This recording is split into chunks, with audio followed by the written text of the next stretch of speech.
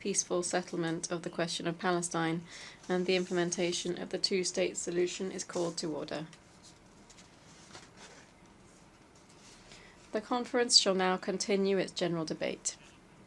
Delegations are reminded that statements in the general debate should not exceed 5 minutes, so that all of the speakers on the list can take the floor today.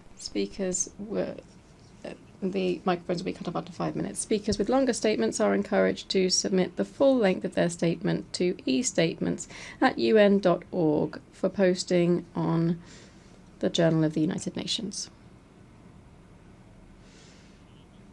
I'll now give the floor to the representative of New Zealand.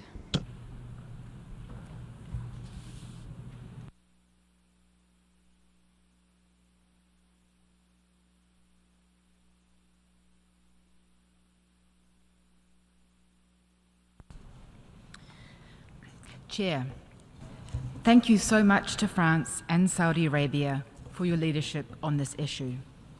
This is an important meeting.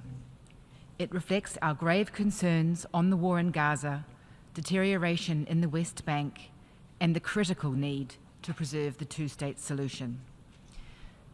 The impetus for today's conference lies in Hamas's horrific attacks of 7 October 23. While New Zealand continues to condemn these attacks, Israel's military response long ago ceased to be proportionate, reasonable, or moral.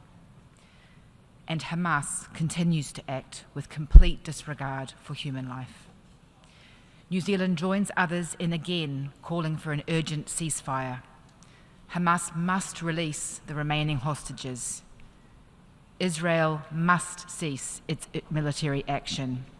Humanitarian aid must be surged in immediately, without restriction, delivered by principled and experienced humanitarian actors.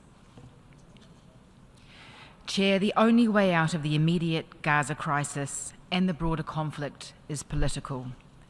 I would like to offer 5 short points on the way forward, guided by New Zealand's long-standing approach to the Middle East peace process.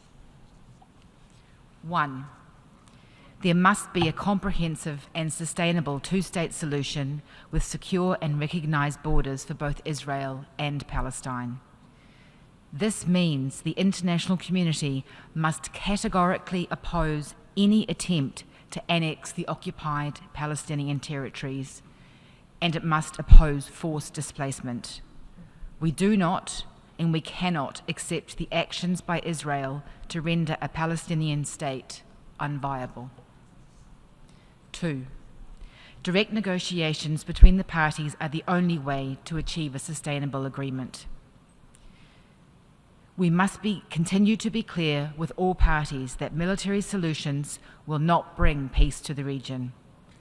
Collectively, we need to deliberately build the conditions that will allow the key parties to genuinely engage. This means building the political and economic viability of any future Palestinian state and supporting active engagement from the region.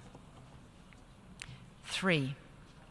We must support Israel's right to exist in peace and security. Security guarantees for Israel are essential. These must include a reassertion of the Palestinian Authority's principles of non-violence and confirmation that Hamas has no future role in the governance of any Palestinian state. Regional commitments to engagement, integration, and normalization of relationships with Israel will be key to creating the conditions under which Israel will feel secure. 4. We must support the right of the Palestinian people to self-determination.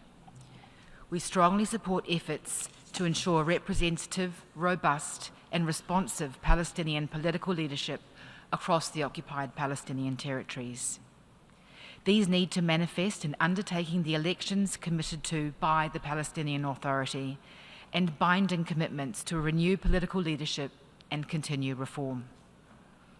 We agree that it is also critical to advance concrete steps to build the economic capacity of a Palestinian state. We welcome the direct commitments from the region and others to support Palestine economically. We also reiterate our call to Israel to fulfill its obligations to ensure the unimpeded flow of Palestinian tax revenue. We cannot expect the governance institutions to function if they are being deliberately strangled. 5. International law must be respected. Israel must uphold its legal, humanitarian, and human rights obligations to the civilian population of the OPT, including as an occupying power. Israel's actions, including its withholding and politicization of humanitarian assistance, are unacceptable. Failure to do this not only undermines human rights, but also the long-term prospects for security and stability, and the international rules on which we all rely. Chair, as noted at the outset,